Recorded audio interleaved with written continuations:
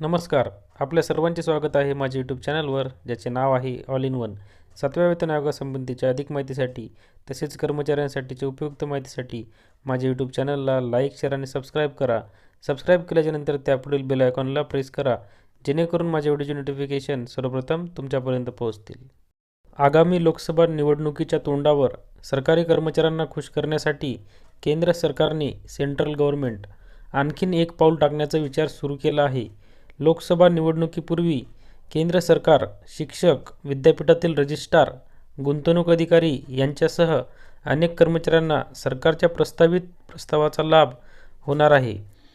मानव संसाधन आणि विकास मंत्रालयाने शिक्षक, रजिस्ट्रार, गुंतवणूक अधिकारी आणि विद्यापीठे आणि शाळा महाविद्यालयात नेमण्यात येणाऱ्या परीक्षा नियंत्रकांना देण्यात येणाऱ्या भत्त्यांचा पुनर्विचार सुरू केला आहे.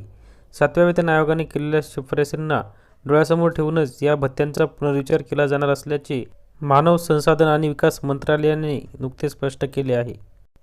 सूत्रांच्या हवाल्याने प्रसारमाध्यमांनी दिलेल्या वृत्तानुसार 7व्या वेतन आयोगाच्या शिफारसीनुसार केल्या जाणाऱ्या भत्त्यातील वाढीचा लाभ केंद्र सरकारवर अवलंबून असलेल्या डीम्ड युनिव्हर्सिटीतील कर्मचाऱ्यांना मिळणार आहे. या कर्मचाऱ्यांच्या वेतनाबाबतही फेरविचार करण्यात येईल. केंद्र सरकारचा हा आदेश तात्काळ लागू करण्यात आला आहे. सांगण्यात येत आहे की सरकारच्या निर्णयाचा देशभरातील सुमारे 30,000 कर्मचाऱ्यांना लाभ मिळेल, तर डीम्ड युनिव्हर्सिटीतील 5,550 कर्मचाऱ्यांना सरकारच्या या निर्णयाचा फायदा होईल. दरम्यान आपल्याला कल्पना असेलच की केंद्र सरकारने याआधी सरकारी आणि फायनान्सिंग टेक्निक्स एज्युकेशन इन्स्टिट्यूट शिक्षक आणि कर्मचाऱ्यांना 7व्या वेतन आयोगाच्या शिफारसींचा लाभ देण्याच्या प्रस्तावाला मंजुरी दिली होती. या कर्मचाऱ्यांना 7वा वेतन आयोग शिफारसींचा लाभ देण्यासाठी केंद्राने तब्बल 1241 कोटी रुपयांचा निधी मंजूर केला होता. दरम्यान महाराष्ट्र सरकारनेही आपल्या सेवेतील कर्मचाऱ्यांना 7व्या वेतन आयोगाच्या शिफारसी मान्य करत वेतनवाढ देण्याचे जाहीर केले. या कर्मचाऱ्यांना 1 जानेवारी 2016 पासून 7वा वेतन आयोग लागू करण्यात येईल.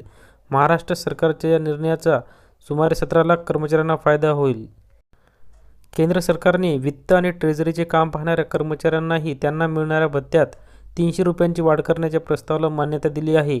त्याही आधी रेल्वे आणि काही केंद्रीय विभागातील कर्मचाऱ्यांना 7व्या वेतन आयोगाच्या शिफारसींचा लाभ देण्याचा निर्णय घेण्यात आला आहे. अशाच नवनवीन माहितीसाठी माझ्या यूट्यूब चॅनलला लाईक, शेअर आणि सबस्क्राईब करा. धन्यवाद.